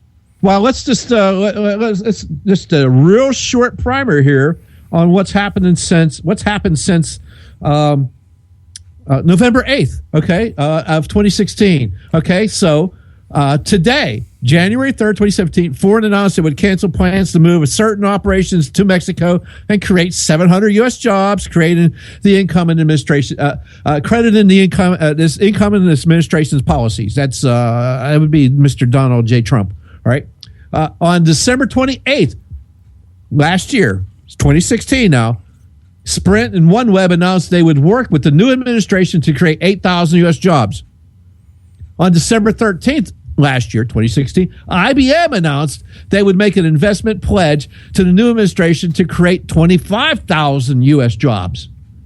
On December 10th, 2016, Dow Chemical credits President-elect Donald J. Trump's policies for Dow's decision to create 200 U.S. jobs. On December 8th, U.S. Steel announced a plan to hire back laid off employees up to 10,000 now that Donald Trump will occupy the Oval Office. And on 30 November 2016, Carrier and Donald Trump made a deal to keep 1,000 jobs from moving to Mexico. And this has happened before Trump has ever even taken office. Yeah, and let's not forget about the $50 billion that Japan said they were going to throw into our economy. That's correct. Yes, the $50 billion and the 50,000 jobs. Now, he hasn't even done anything yet. I mean, he hasn't taken office, and he's done more for this economy.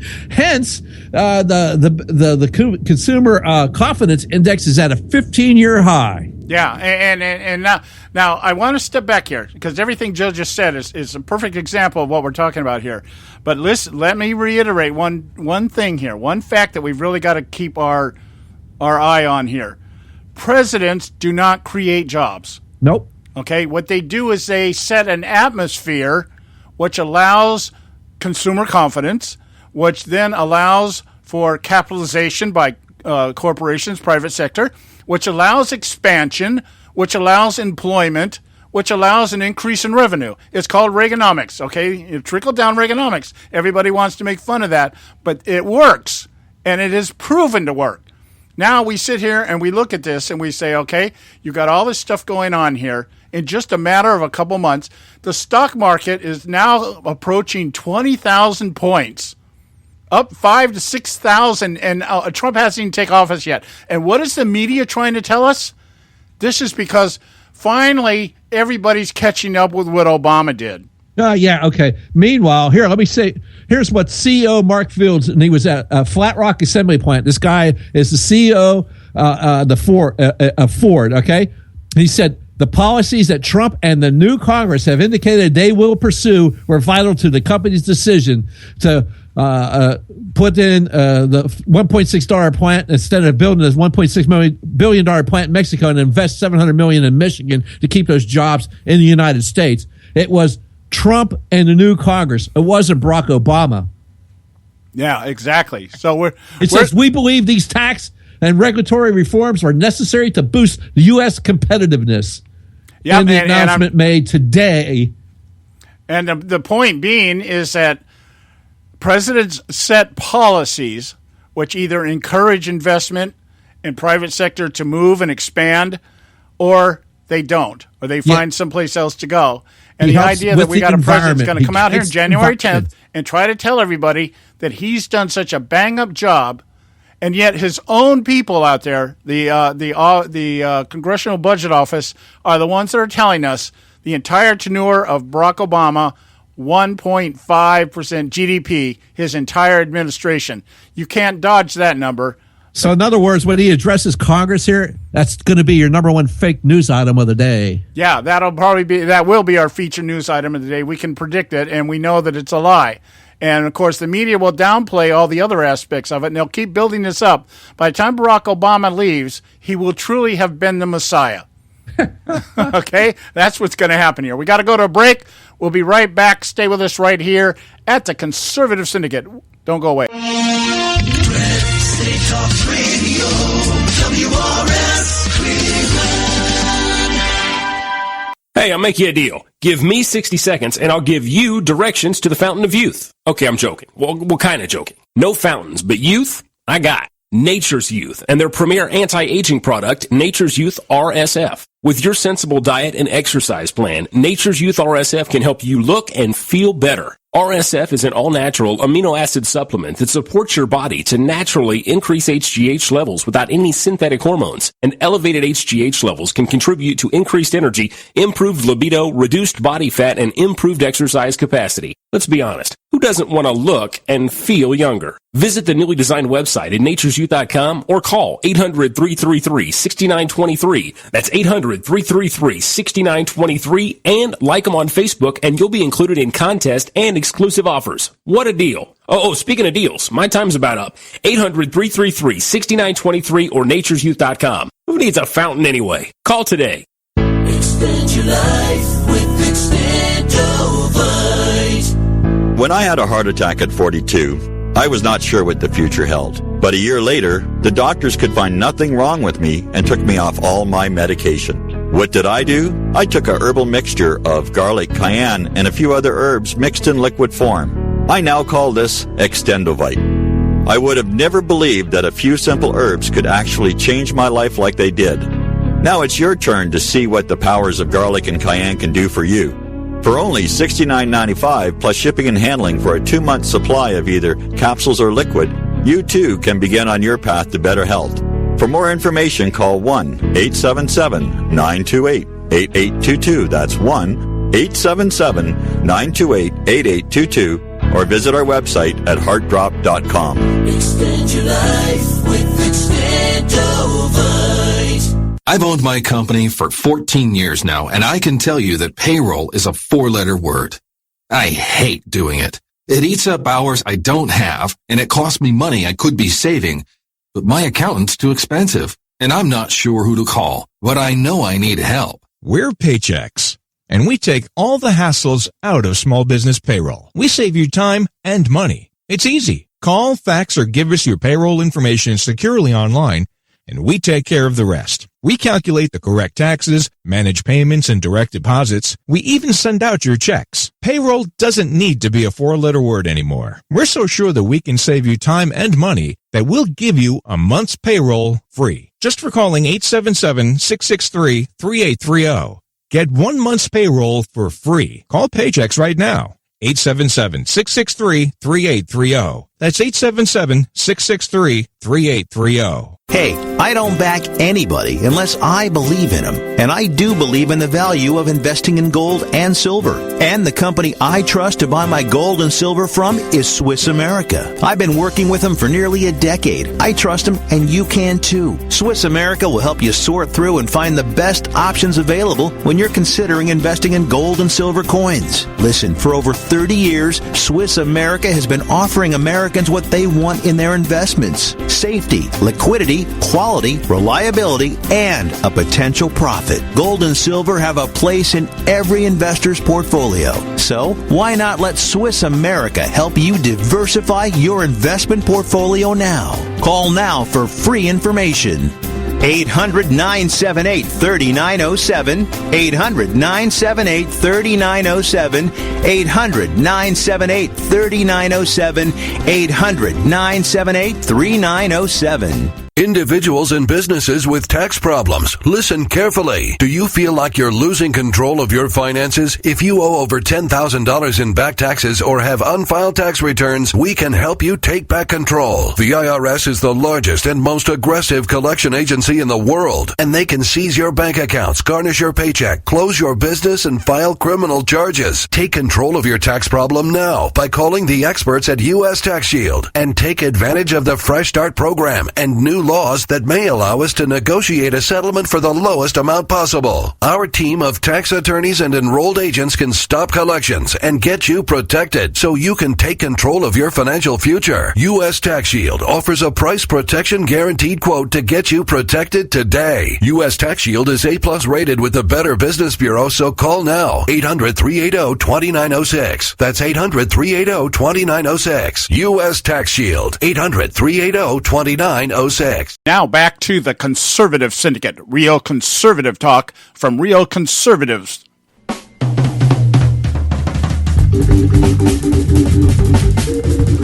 All right, hey, we're back, and this is the Conservative Syndicate. Want to remind you, take a moment, check out our website, theconservativesyndicate.net, and you can find out anything you want to know about our show there. You can pick up this archive, any of the archives that we have, and we're glad you took the time to listen to us today. But boy, I probably got about I know at least 6-7 years worth of shows out there. You can and they all have descriptions what they're about, so you don't have to guess. You can find something that interests you and click on that archive and be educated, informed, and engaged. The ConservativeSyndicate.net. Okay, let's get. I used last segment in the Moments of Madness to kind of bring us into this discussion here. There's two things really hanging out there that I think are really important to talk about here. Not so much with what Obama is doing, but why he is doing it. And again, the central thought, everything Obama does centers around three things: lifting him up, lifting his image up, promoting his agenda, and undermining the country. That's all you need to know about Barack Obama. That's all he's about.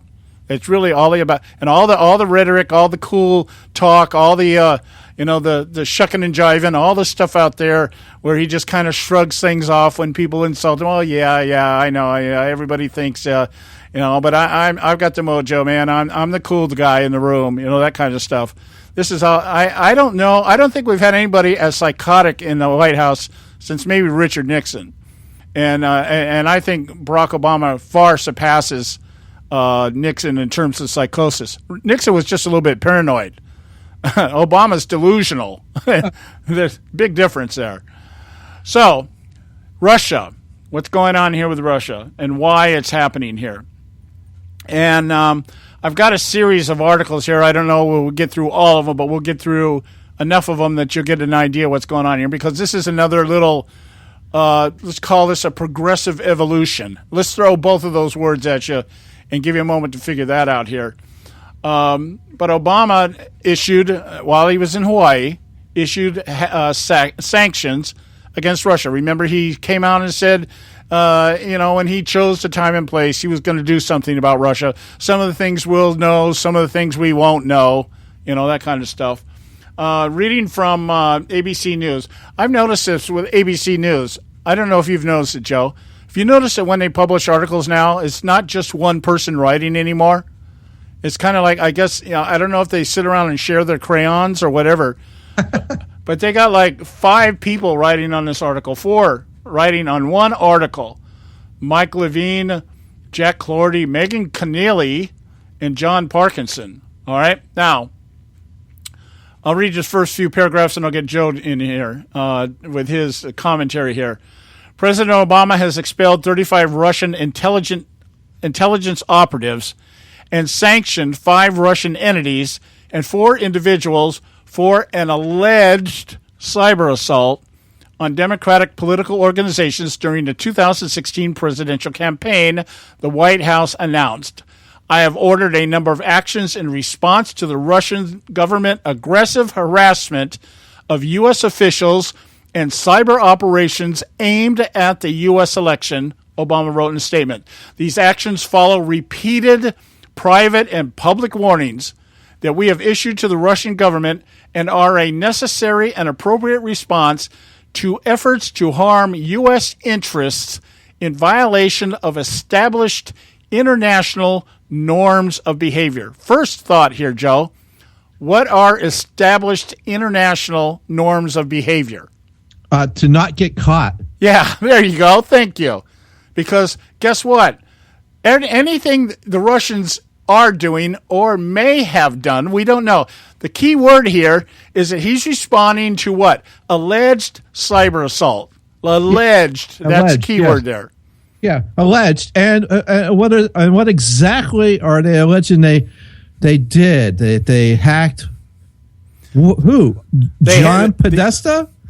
Yeah, the allegations are, see, we've always got to, because of the fact that the media keeps trying to lump everything together, yes. we've always got to distinguish what happened here. The DNC was hacked. The State Department was hacked. This is back in 2015, all right? And at that time, that's when Nancy Pelosi, about the middle of last year, came out and started trotting out this idea. Hold on, John. I remember way back, even I believe it's 2014, 2013, somewhere in there, where the Office of Management and Budget said that, hey, our system's been hacked, and hundreds of thousands of government employees' Social Security number and other personal data was hacked and was out there for the nefarious ones to handle, and they were offering their solution to the problem was to go ahead and give you free credit monitoring. Oh yeah, I know. I got one of those. Yeah, remember that? Yeah, okay. But there was no outcry then. Yeah, well, exactly. And there was no outcry when Barack Obama says that he knew as far back as 2009 that Russia was playing around, okay? Well, you know, the proper term here. Let's get the proper term out here, guys. It's called espionage. It's called spying. And guess what? We do it too, okay? Why isn't anybody bringing up the fact that we did the same thing to Germany? Oh, my goodness. No way. We're the good guys. Yeah, did you guys remember the little mini crisis we had when Merkel found out that we were the NSA was tapping their phone lines and stuff? Remember all that? And it just went, it rose and died real fast. It was in like a 24-hour news cycle. Oh, yeah, Prime Minister Merkel, she's all pissed off because they found out we're your allies and you're tapping our phones. Hey, guess what? Yeah. Hey, guess what? You're trying to do it to us as well. Yeah, well, the idea with Obama is people really got to grab this. Obama has no allies. What Obama has is instruments. If he can convince you that he's your friend and then get you to do what he wants you to do, he has no problem. How many people has this man thrown under the bus that were supposed to be his allies? We're supposed to be his friends. I think of one big one. That would be Bibi Netanyahu of Israel. Yeah. And that's what this is. That's part of what's going on with Russia has to do with also how Obama views Israel. And he looks at them the same. See, there's no difference between Bibi Netanyahu and Vladimir Putin. Not in the minds of Barack Obama, because Obama is all about world domination, guys. Obama is all about making the world a better place. And the way we do that is we gotta get rid of all the oppressors. We got to get rid of, and how do we do that? We oppress the hell out of everybody, but we do it secretly.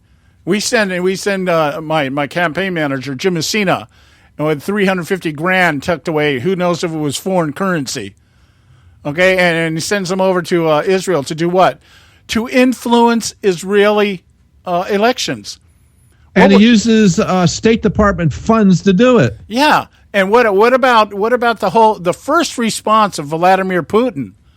Well, even Hillary Clinton floated this out during one of her campaigns. I think it was her post-campaign party, the one where everybody dressed in black.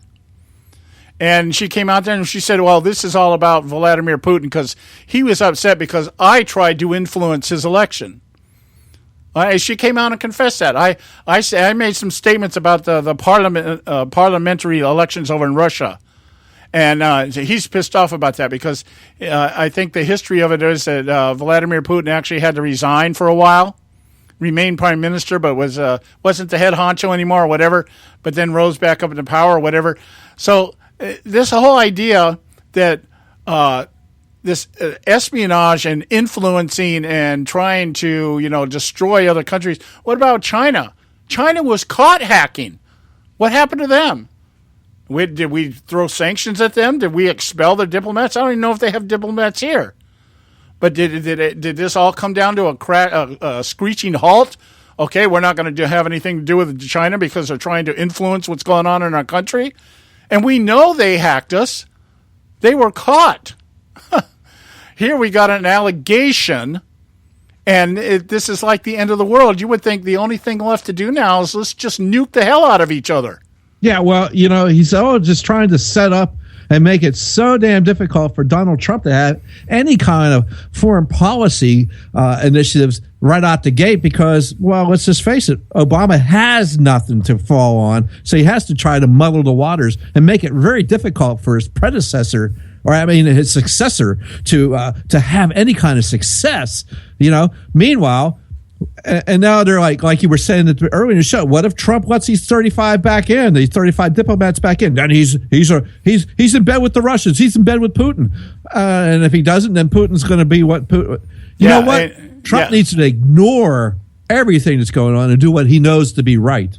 And you hit the nail on the head because that's what this is about. And I'm one of the things, as soon as that happens, as soon as they start saying it, what we're going to do, I've got the clip already sitting here. I'm just waiting to use it. Barack Obama off mic talking to the diplomat over in Russia. Yep. I have much more flexibility after this next election. Absolutely. I'll let Vladimir know. I'll pass it on to Vladimir. Yeah, and just let Vladimir know. Hey, see, this is sour grapes too. Russia is the one country Obama had absolutely no influence on and gave all the leverage to. Oh, yeah. Because Vladimir Putin went out of his way. That's why I can't. The big question here, the $350,000 question, is if Vladimir Putin was able to advance the way that he did over in the Middle East, the Ukraine, all these other places where he expanded, he flexed his muscles, why in the hell would he want Donald Trump in there? I don't think, I think it was offered on a show here by one of our commentators one time that, he wants Trump because Trump is a challenge. No, guys like Vladimir Putin aren't out there looking for a fight. You want the shortest distance between 2 points. Why would you want to have somebody like Donald Trump in there when you could have somebody like Hillary Clinton in there and continue to do what you're doing unopposed? Yeah, this is nothing more than just trying to just stir up and just beat in the weeds to make the snakes jump around. I think you hit it closer to the point, Joe, is the fact that this is something now that as soon as Trump tries to smooth things over with Russia, this is going to be the narrative. It's going to be, he's in bed with the Russians. He's a communist. He's the bad guy. Donald Trump is the bad guy. Well, Trump needs to just ignore it because they're going to do it no matter what. That's what I've been saying all along with the Republicans. Don't worry about what they're going to say because they're going to say it anyway. Yeah. Do the right thing. Yeah, and you're going to have the neocons out there, the McCains and the Lindsey Grahams and the Lamar Alexanders all out there echoing, this is bad, this is bad. And you're going to have Paul Ryan with his they're going to put his testicles back in a jar and he's going to have to go, this is bad, because he doesn't want to piss off the icons. Yeah, well, it's like this.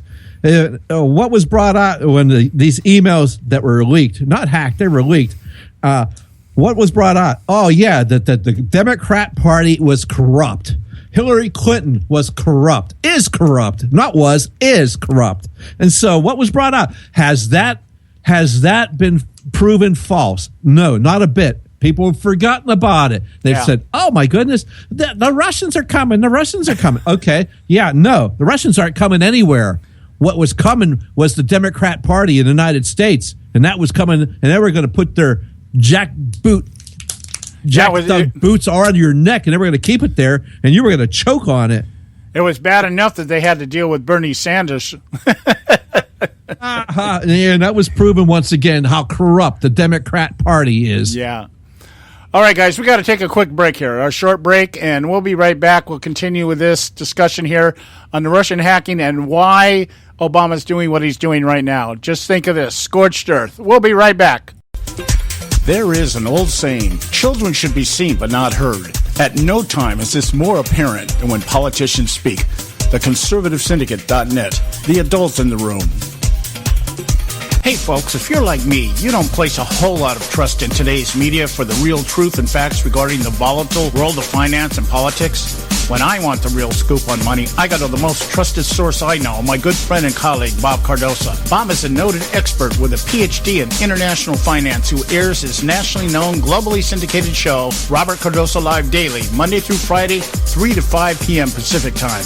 With Bob, you get the right information at the right time from someone who knows his business and can help you make the right decisions concerning yours. Again, Bob airs daily, Monday through Friday, 3 to 5 p.m. Pacific Time. Visit his website at robertcardosalive.com for information regarding stations and topics. That's robertcardosalive.com. Check Bob out. You'll be glad you did.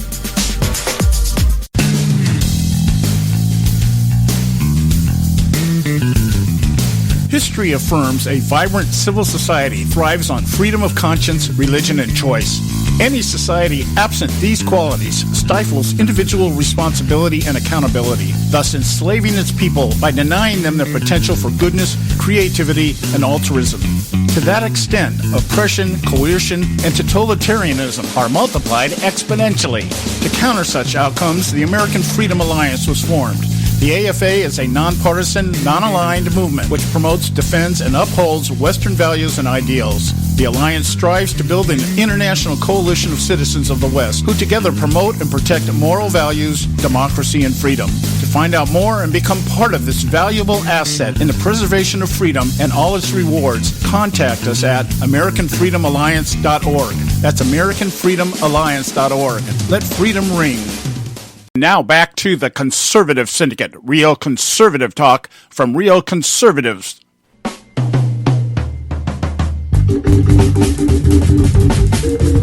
All right, we're back, and this is the Conservative Syndicate, real conservative talk from real conservatives.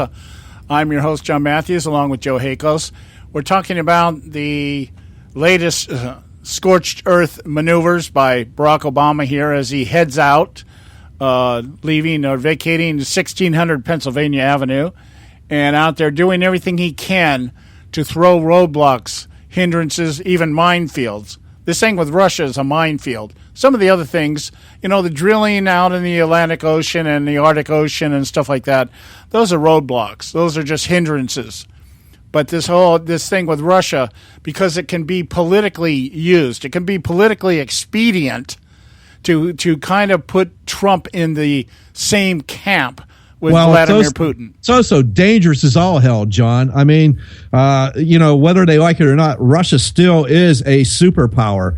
Whether they consider, we might not be as powerful as we once were, but Russia's damn well the same way they were, if not more now. And so this is dangerous. When you go out there and you want to go ahead and destroy relationship with these people, I'm not with Putin at all. Putin's a KGB thug, for crying out loud, but he is the guy that's in charge over there, so you have to somehow get on. We never liked the guys, we never liked Khrushchev and all the Gorbachev and all those other guys before him, but we had to get along with him somehow because the alternative was unimaginable. And so what Obama is doing right now is dangerous. Yeah, now there's two other things there. You just said something there, just triggered my memory here. Gorbachev. Okay? Yeah. Let's just kind of imagine something here for a minute. All right? If Donald Trump is able to establish some type of relationship with Vladimir Putin, similar to what Ronald Reagan did with Gorbachev. Mm-hmm. Look what happened when Ronald Reagan and Gorbachev got together.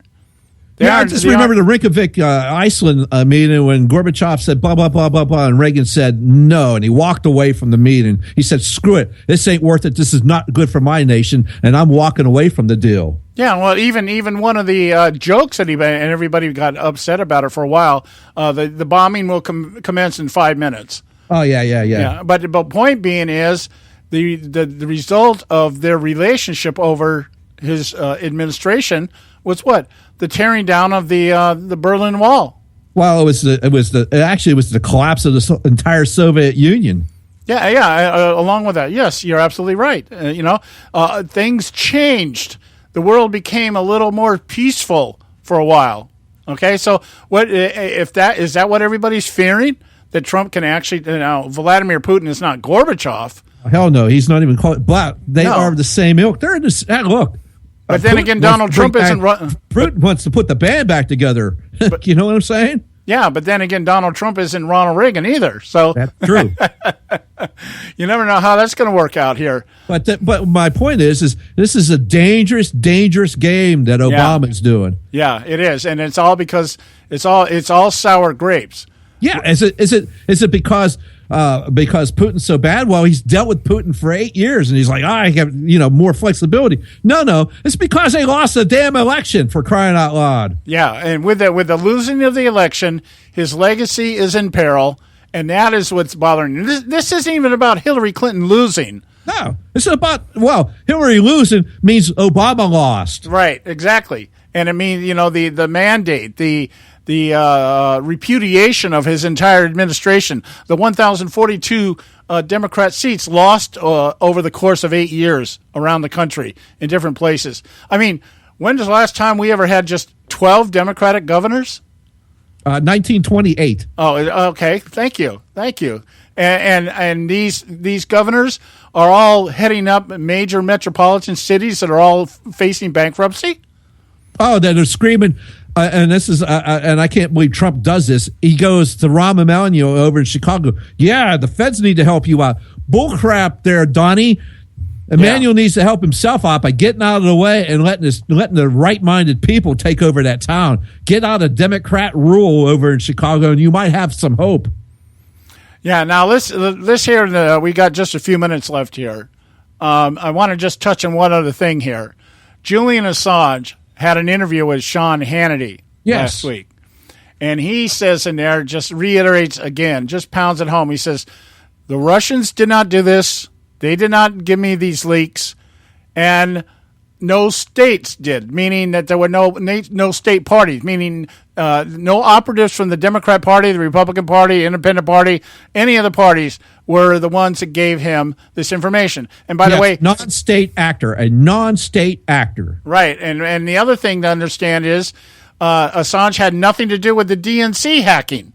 He had nothing to do with the State Department. It was strictly Podesta's emails. That's what they keep trying to do. They're trying to group it all together so that they can point the finger one place. It makes it easier for the media to disseminate. It makes it for the public easier to digest. And that's what's going on here. So anyway, as we come up here to the end, Kellyanne Conway asked the question. She says, why are people not taking to heart what Assange just told them? He did not get this information from the Russians. So, and Assange said this is strictly Obama's attempt to delegitimize Donald Trump's election. This is all about sour grapes. This is all about the fact he is now in danger of losing all the progress, quote unquote, that he has made, or at least a lot of it. A lot of it.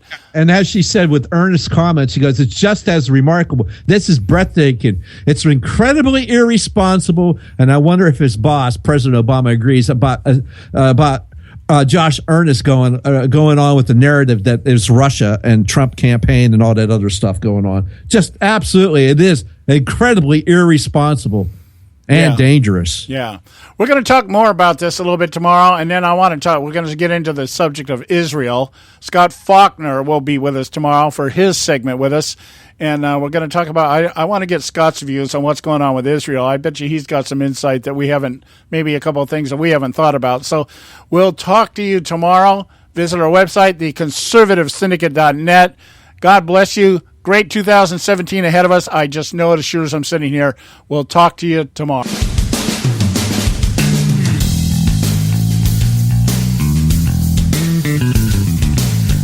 Thanks for tuning in to this edition of the Conservative Syndicate, the nationally acclaimed, globally syndicated, politically incorrect talk show that seeks to tear down the imaginary wall of separation between church and state. We want to make you aware you can find and access all our show archives at our website, theconservativesyndicate.net, as well as our broadcast stations and times. That's theconservativesyndicate.net. We so appreciate you taking the time to tune in, and we so look forward to continuing to bring you the best in uncompromised talk radio available on the net today. And remember, folks, it doesn't matter how many times you get knocked down in life. It only matters how many times you get up. I'm John Matthews, along with Joe Hago, signing off until next time right here at the Conservative Syndicate. God bless you, and may God continue to bless America.